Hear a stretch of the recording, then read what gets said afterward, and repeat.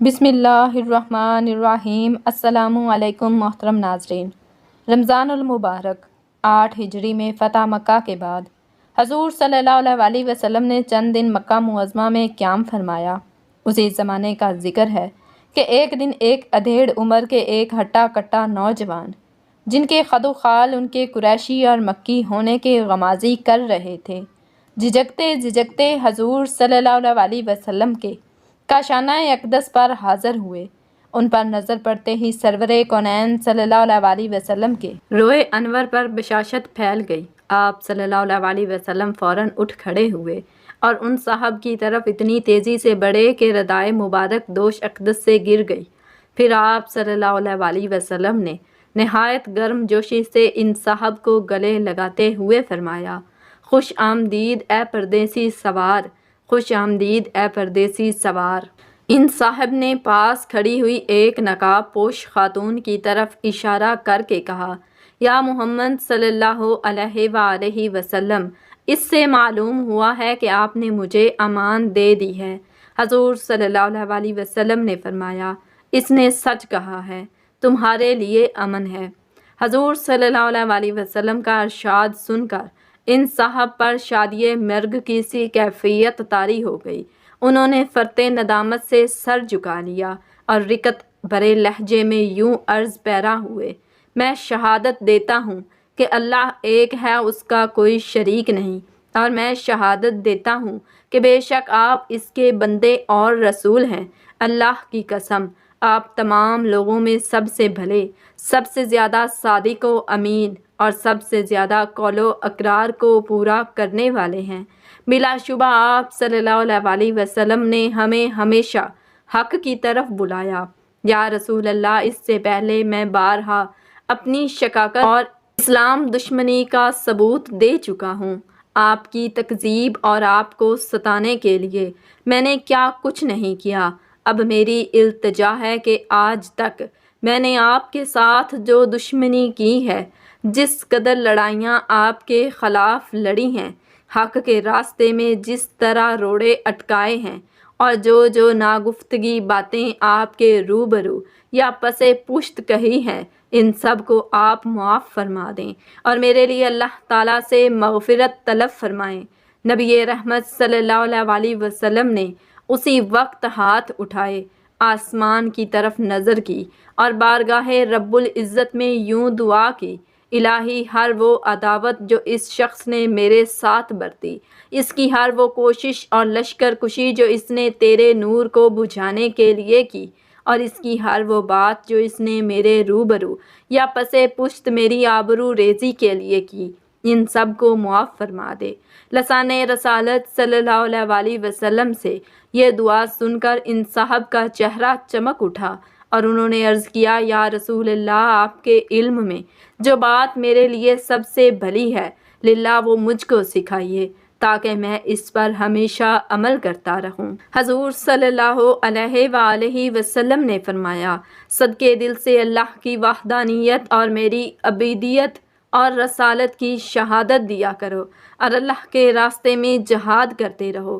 ان صاحب نے بڑے جوش سے عرض کیا، یا رسول اللہ، اللہ کی قسم، میں نے آج تک جس قدر مال دعوت حق کو پھیلنے سے روکنے کے لیے صرف کیا، اس سے 2 گنا اب اللہ کی راہ میں خرچ کروں گا، اور جس قدر لڑائیاں میں نے حق کے خلاف لڑی ہیں، اب اللہ کے راستے میں ان سے 2 گنا جہاد کروں گا۔ سرور کائنات صلی اللہ علیہ وسلم نے ان کے اس عہد اور جذبے کی تحسین فرمائی اور ان کی استقامت کے لیے مقرر دعا کی۔ جب وہ صاحب دربار رسالت صلی اللہ علیہ وسلم سے رخصت ہوئے تو ان کی آنکھوں سے سیل اشک رواں تھے اور ان کا چہرہ نور ایمان سے اس طرح روشن تھا کہ اس پر نظر نہیں ٹھہرتی تھی۔ یہ صاحب جن کی آستانہ اسلام پر حاضری حضور صلی اللہ علیہ وسلم کی بے حد اور نہایت مسرت اور شادمانی کا باعث ہوئی، اور جن کی مغفرت کے لیے ساقی کوثر صلی اللہ علیہ وسلم نے بلا تامل دستے دعا پھیلا دیے، مشہور دشمن اسلام ابو جہل کے فرزند حضرت اکرمہ رضی اللہ تعالیٰ عنہ تھے۔ حضرت اکرمہ رضی اللہ تعالیٰ عنہ کا شمار ان صحابہ کرام رضی اللہ عنہم میں ہوتا ہے جو زمانہ جاہلیت میں اسلام دشمنی میں اپنی نظیر آپ تھے، لیکن جنہوں نے قبول اسلام کے بعد اپنے جوش، ایمان، اخلاص، عمل اور اثار و قربانی کے ایسے نقوش صفحۂ تاریخ پر ثبت کیے کہ ان کی تابانی سے آج تک بزم عالم جگمگا رہی ہے۔ حضرت اکرمہ رضی اللہ تعالیٰ عنہ کا تعلق قریش کی مشہور شاخ بنو مخزوم سے تھا۔ دور جاہلیت میں قریش نے جو عسکری نظام قائم کیا تھا، اس میں فوج کی سپہ سالاری اور فوجی کیمپوں کے انتظام اور دیکھ بھال کی ذمہ داری بنو مخزوم ہی سے متعلق تھی۔ اسی اعتبار سے امارت اور حکومت حضرت اکرمہ رضی اللہ تعالیٰ عنہ کے گھر کی کنیز تھی۔ حضرت اکرمہ رضی اللہ تعالیٰ عنہ نے اس دشمن اسلام کے گھر جنم لیا جو مشرکین قریش کا سرخیل تھا۔ عقل کے ان اندھوں سے اپنے لیے ابو الحکم کا لقب سن کر اس بد دماغ شخص کی اکڑ اور رونت میں اور اضافہ ہو جاتا تھا، لیکن اسی بد دماغی، تکبر اور اسلام دشمنی نے اس کو اہل حق سے ابو جہل کا خطاب دلوایا تھا۔ اس خطاب نے ایسی شہرت پائی کہ آج ابو جہل کا اصل نام عمرو بن ہشام سے بہت کم لوگ آگاہ ہیں۔ ابو جہل نے نبی رحمت صلی اللہ علیہ وسلم کی ایذا رسانی اور حق کی آواز کو دبانے کے لیے مسلسل 13 سال تک جو مذموم حرکتیں کیں، وہ اس کی شقاوت اور 13 بختی کا منہ بولتا ثبوت اور تاریخ کا ایک المناک باب ہیں۔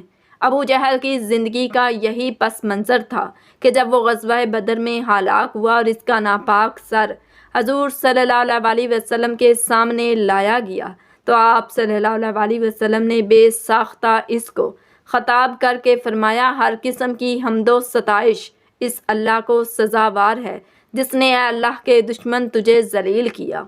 پھر آپ صلی اللہ علیہ وسلم نے فرمایا، اس امت کا فرعون مر گیا۔ حضرت اکرمہ رضی اللہ تعالیٰ عنہ نے اسی دشمن خدا باب کی آغوش تربیت میں پرورش پائی تھی۔ ظاہر ہے کہ کفر و شرک کے اس ماحول کا انہوں نے کیا اثر قبول کیا ہوگا۔ باپ نہ صرف اپنے قبیلے کا رئیس بلکہ ایک کامیاب تاجر بھی تھا اور اس کے گھر میں دولت کی ریل پیل تھی۔ اس نے اکرمہ رضی اللہ تعالیٰ عنہ کو بڑے ناز و نام سے پالا اور انہیں اپنے رنگ میں رنگنے کے لیے کوئی دقیقہ فروگزاشت نہ کیا۔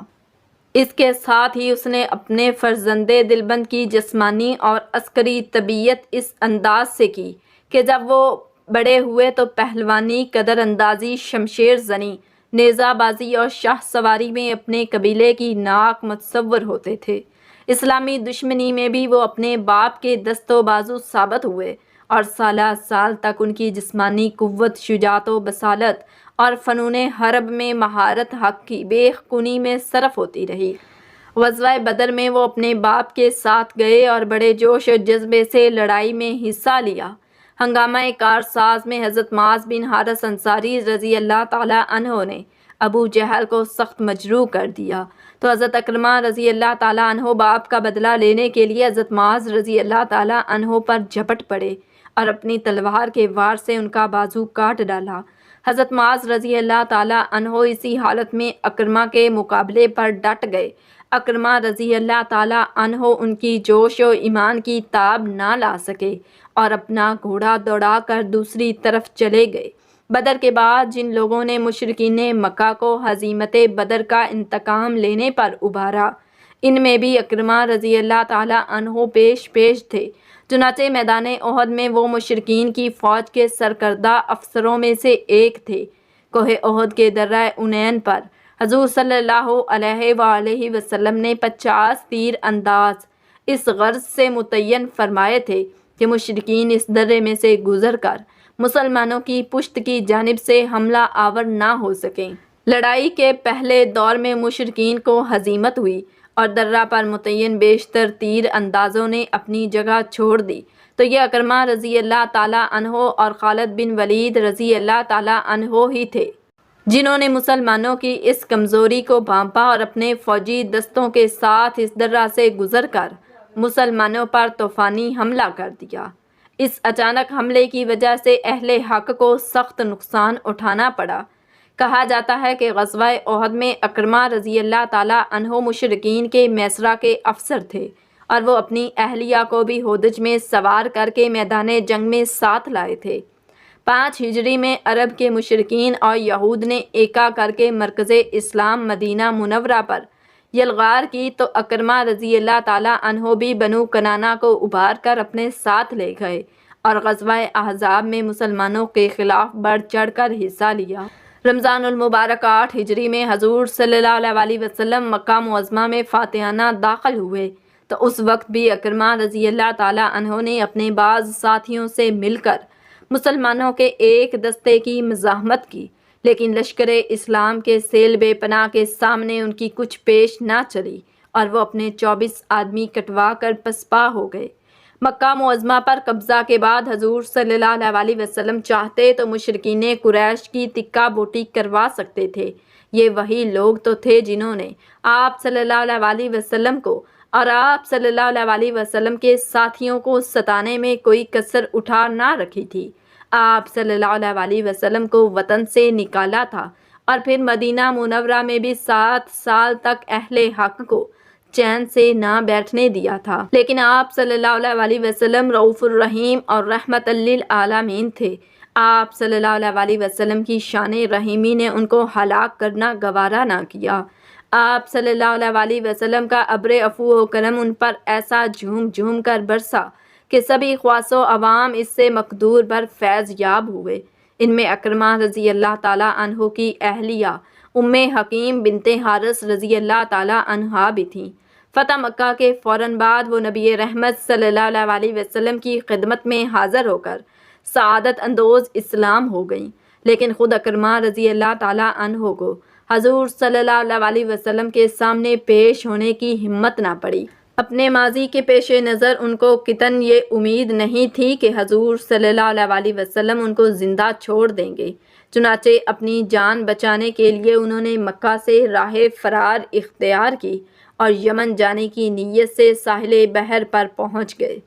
حضرت اکرمہ رضی اللہ تعالیٰ عنہ کی اہلیہ ام حکیم بنت حارث رضی اللہ تعالیٰ عنہا ان کے چچا کی بیٹی تھیں اور ان سے والہانہ محبت کرتی تھیں۔ وہ فتح مکہ کے بعد زیور اسلام سے آراستہ ہوئیں تو ان کو اکرمہ رضی اللہ تعالیٰ عنہ کی فکر دامنگیر ہوئی۔ ان کا جی نہیں چاہتا تھا کہ اکرمہ رضی اللہ تعالیٰ عنہ کفر و شرک کی ظلمتوں میں بھٹکتے رہیں، اور نہ ان کو یہ گوارا تھا کہ وہ ذلت کی موت مارے جائیں۔ انہوں نے بارگاہ رسالت میں عرض کی، یا رسول اللہ صلی اللہ علیہ وسلم، میرے شوہر جان کے خوف سے روپوش ہو گیا ہے، اگر آپ اس کو امان دیں تو میں اس کو تلاش کر کے آپ کی خدمت میں لاؤں۔ حضور صلی اللہ علیہ وسلم کا دریائے رحمت جوش پر تھا۔ آپ صلی اللہ علیہ وسلم نے فرمایا، تیرے شوہر کو امان ہے، اس کو لے آؤ۔ ادھر حضرت اکرمہ رضی اللہ تعالیٰ عنہ ایک کشتی پر سوار ہو گئے تھے۔ کچھ دور جا کر یہ کشتی باد مخالف کی لپیٹ میں آ گئی اور آگے جانے کی بجائے پیچھے ہٹنے لگی۔ طوفان باد اس کو ہچکولے پر ہچکولے دیتا تھا اور یوں معلوم ہوتا تھا کہ اب ڈوبی۔ اس نازک گھڑی میں حضرت اکرمہ رضی اللہ تعالیٰ عنہ نے لات اور عزا کو پکارنا شروع کر دیا۔ ملاحوں اور دوسرے اہل کشتی نے کہا کہ لات اور عزا یہاں کیا کام آئیں گے، یہ تو اللہ کو پکارنے کا وقت ہے۔ حافظ ابن حجر رحمۃ اللہ علیہ نے الاصابہ میں لکھا ہے کہ ملاحوں کی بات نے حضرت اکرمہ رضی اللہ تعالیٰ عنہ کے دل پر خاص اثر کیا۔ ان کی چشم بصیرت واہ ہو گئی اور بے اختیار ان کی زبان سے یہ الفاظ آ گئے، اے اللہ، میں عہد کرتا ہوں کہ اگر اس طوفان سے زندہ سلامت بچا تو میں خود کو محمد صلی اللہ علیہ وسلم کے سامنے پیش کر دوں گا۔ وہ بڑے رحیم و کریم ہیں، مجھ سے کبھی مواخذہ نہ فرمائیں گے۔ اللہ کی قدرت، ان کی کشتی پیچھے ہٹتے ہٹتے کنارے آ لگی۔ اسی اثنا میں حضرت ام حکیم رضی اللہ تعالیٰ عنہا بھی شوہر کی تلاش کرتی ہوئی ساحل پر آ پہنچیں۔ انہوں نے کنارے پر کھڑے ہو کر اپنی چادر کی جھنڈی بنا لی اور اسے ہلا ہلا کر کشتی کو واپس بلانے لگی۔ کشتی نے لنگر ڈال دیا اور حضرت اکرمہ رضی اللہ تعالیٰ عنہ ایک چھوٹی کشتی پر سوار ہو کر واپس کنارے پر آ گئے۔ حضرت ام حکیم رضی اللہ تعالیٰ عنہا نے ان سے کہا کہ میں نبی رحمت صلی اللہ علیہ وسلم کے پاس سے آ رہی ہوں۔ وہ تمام لوگوں میں سب سے زیادہ بھلے اور سب سے زیادہ بڑھ کر صلح رحم کرنے والے ہیں۔ تم نے ناحق اپنے آپ کو جلا وطنی کی مصیبت میں ڈالا، میں نے ان سے تمہارے لیے امن حاصل کر لیا ہے، اب میرے ساتھ ان کی خدمت میں چلو۔ چنانچہ حضرت اکرمہ رضی اللہ تعالیٰ عنہ اپنی سعادت مند بیوی کے ساتھ نبی رحمت صلی اللہ علیہ وسلم کی خدمت میں حاضر ہوئے۔ حضور صلی اللہ علیہ وسلم کو ان کی آمد پر انتہائی مسرت ہوئی اور آپ صلی اللہ علیہ وسلم نے ان کا پرطباق خیر مقدم کیا۔ اس موقع پر حضرت اکرمہ رضی اللہ تعالیٰ عنہ نے قبول اسلام کی سعادت حاصل کی اور صدقے دل سے تلافی مفاد کا عہد کیا۔ ان کی تفصیل اوپر آ چکی ہے۔ امام حاکم رحمۃ اللہ علیہ نے مستدرک میں لکھا ہے کہ اگرچہ حضرت اکرمہ رضی اللہ تعالیٰ عنہ نے سچے دل سے اسلام قبول کر لیا تھا اور نبی رحمت صلی اللہ علیہ وسلم نے ان کی مغفرت کے لیے دعا بھی کی تھی، لیکن لوگوں کو ان کے باپ اور ان کی اپنی اسلام دشمنی کا زمانہ کسی طرح بھلائے نہ بھولتا تھا، اور وہ حضرت اکرمہ رضی اللہ تعالیٰ عنہ کو اللہ کے دشمن کا بیٹا کہہ کر پکارتے تھے۔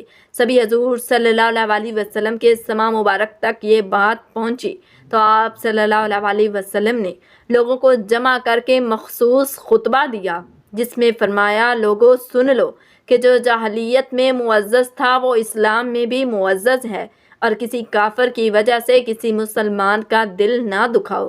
حضور صلی اللہ علیہ وسلم کے اس خطبے کے بعد لوگ متنبہ ہو گئے اور پھر کبھی کس نے ان کو دشمن خدا کا بیٹا ہونے کا طعنہ نہ دیا۔ قبول اسلام کے بعد حضرت اکرمہ رضی اللہ تعالیٰ عنہ کی زندگی میں یکسر انقلاب آ گیا اور وہ مثالی سیرت و کردار کے ایک پیکر جمیل بن گئے۔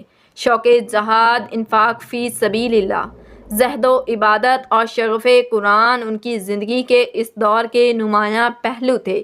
اب ان کو ایک ہی فکر تھی کہ کسی طرح اپنے زمانہ جاہلیت کی تلافی کر دیں۔ حافظ ابن عبد البر رحمۃ اللہ علیہ نے الاستیاب میں لکھا ہے کہ اسلام لانے کے بعد وہ نہایت کثرت سے نمازیں پڑھتے تھے اور اکثر توبہ و استغفار میں مشغول رہتے تھے۔ دل میں ایسا سوز و گداز پیدا ہو گیا تھا کہ کسی کو تکلیف میں دیکھ کر چشم پر آب ہو جاتے تھے۔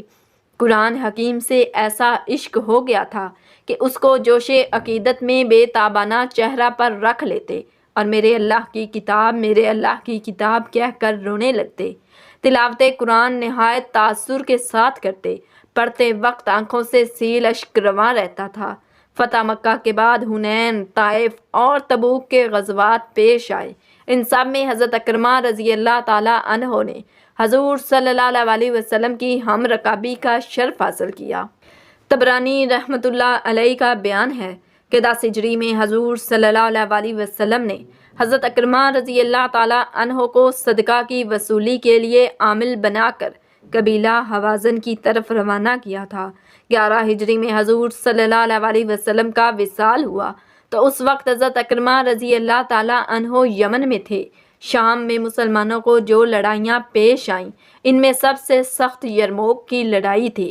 اس میں رومی فرما روا ہرکل نے کئی لاکھ رومی جنگجوؤں کو کثیر سامان حرب و ضرب کے ساتھ مسلمانوں کے مقابلے پر لا ڈالا تھا۔ رومیوں کی تعداد کے بارے میں مورخین میں اختلاف ہے۔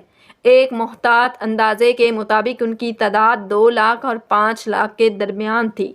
شام میں موجود تمام مسلمان فوجیوں کی تعداد مل کر 40,000 کے لگ بھگ بنتی تھی۔ اللہ کے یہی 40,000 سپاہی ہر طرف سے سمٹ سمٹا کر یرموک کے میدان میں جمع ہوئے اور رومیوں کی مہم جنگی قوت سے بڑھ گئی۔ اس لڑائی میں مجاہدین نے جس سرفروشی، جوش اور صبر و استقامت سے رومیوں کا مقابلہ کیا، وہ بھی اپنی نظر آپ ہے۔ حضرت اکرمہ رضی اللہ تعالیٰ عنہ جنگ یرموک میں ایک فوجی دستے کے افسر تھے۔ وہ خود بھی جان ہتھیلی پر رکھ کر لڑے اور اپنے دستے کو بھی اسی طرح لڑایا کہ افسری کا حق ادا کر دیا۔ ایک موقع پر رومیوں نے بڑے زور و شور سے حملہ کیا اور مسلمانوں پر ایسا شدید دباؤ ڈالا کہ ان کے قدم لڑکھڑا گئے۔ یہ دیکھ کر حضرت اکرمہ رضی اللہ تعالیٰ عنہ کو سخت جوش آیا۔ انہوں نے اپنا گھوڑا آگے بڑھایا اور للکار کر کہا، رومیوں میں کسی زمانے میں کفر کی حالت میں خود رسول اللہ صلی اللہ علیہ وسلم سے لڑ چکا ہوں، کیا آج تمہارے مقابلے میں میرا قدم پیچھے ہٹ سکتا ہے؟ اللہ کی قسم ایسا ہرگز نہیں ہوگا۔ پھر اپنی فوج کی طرف دیکھا اور پکارے، آؤ کون میرے ہاتھ پر موت کی بیعت کرتا ہے؟ ان کی آواز پر 400 سرفروش آگے بڑھے اور ان کے ہاتھ پر مرنے کی بیعت کی۔ ان میں حضرت اکرمہ رضی اللہ تعالیٰ عنہ کے دونوں بیٹے بھی تھے۔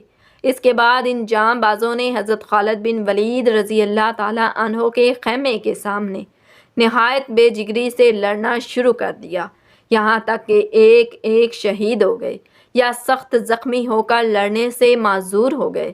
حضرت اکرمہ رضی اللہ تعالیٰ عنہ اور ان کے دونوں فرزندوں کو مہلک زخم آئے۔ لڑکوں کی حالت سخت نازک تھی۔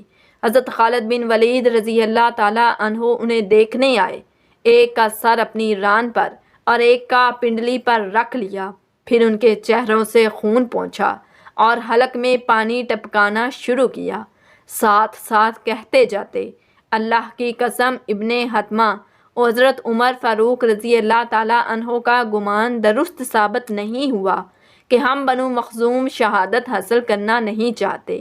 ان الفاظ کا پس منظر یہ تھا کہ زمانہ کفر میں مخزومیوں نے اسلام دشمنی میں جو سرگرمی دکھائی تھی، اس کے پیش نظر کسی وقت حضرت عمر فاروق رضی اللہ تعالیٰ عنہ نے یہ خیال ظاہر کیا تھا کہ شاید مخزومیوں کو شہادت کی سعادت نصیب نہ ہو۔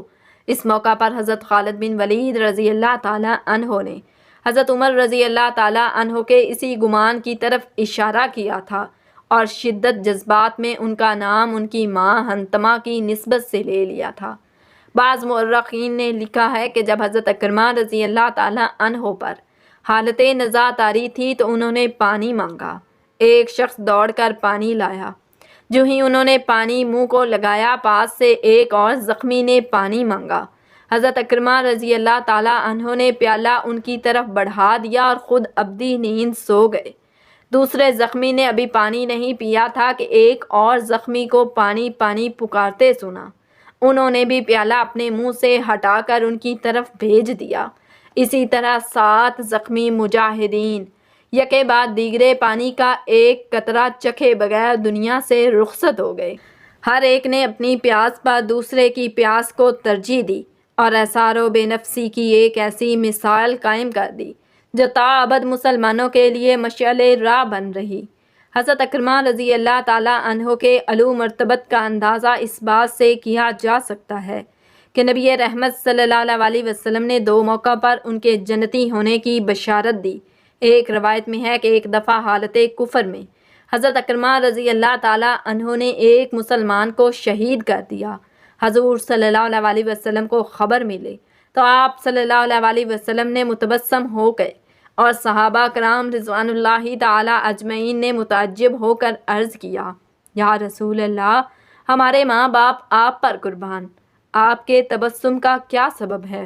فرمایا، میں نے عالم غیب میں دیکھا ہے کہ قاتل اور مقتول دونوں ایک دوسرے کا ہاتھ پکڑے جنت کو جا رہے ہیں۔ ایک روایت میں ہے کہ ام المومنین حضرت ام سلمہ رضی اللہ تعالی عنہا فرماتی ہیں کہ ایک دن رسول اللہ صلی اللہ علیہ وسلم نے مجھے بتایا کہ میں نے عالم خواب میں جنت گیا، وہاں میں نے کھجور کا ایک درخت دیکھا جو دوسرے تمام درختوں سے بھلا معلوم ہوتا تھا۔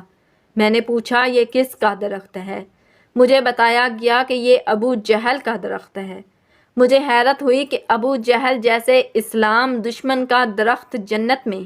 اس واقعے کے چند سال بعد جب حضرت اکرمہ رضی اللہ تعالیٰ عنہ مشرف با اسلام ہوئے تو حضور صلی اللہ علیہ وسلم نے خوش ہو کر فرمایا، اکرمہ رضی اللہ تعالیٰ عنہ ابو جہل کا وہی درخت ہے جس کو میں نے خواب میں جنت میں دیکھا تھا۔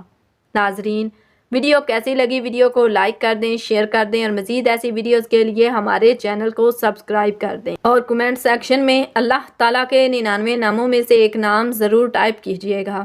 جزاکم اللہ خیرا کثیرا۔